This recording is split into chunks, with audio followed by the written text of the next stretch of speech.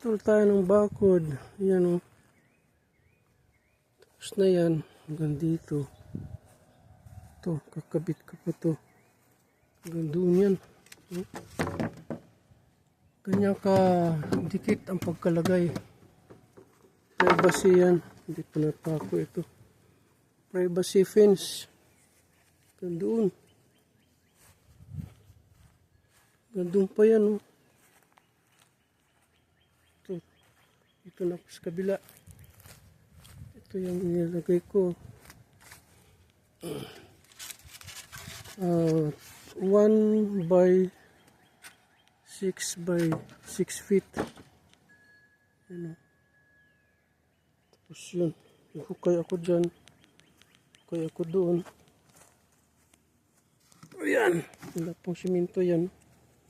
Nakalibel naman na yan. Nakalibel yan dito. Yan o. Okay. Tuloy lang yan. Trabaho. Hanggang doon pa yan. Yun ang corner. May lubid ako. Ito may lubid ako. Hanggang doon. Tuloy yan. Hanggang doon. Para maganda tignan yung bahay. May privacy. Medyo malaki itong bahay ng lupa. Wala pa nga akong gamit ng bata. Sa kabila, iba na yun. Iba na rin yan doon. Yan, pinalitan ko na yun ng roof. Yung metal roof nilagay ko. Saka yung garage. Yan yung garage. Laki yung garage na yun. Ito naman yung bricks. Ito yung roof. Ito yung garage. Parang yung gamit yan.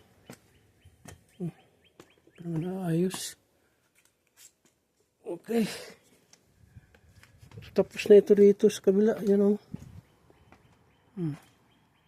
Doon sa labas. Yan yung harap. Malaking parking. Malabas na yung mga dahon. Spring pa rin hanggang ngayon. Okay. Bawa muna tayo. Right. Thank you.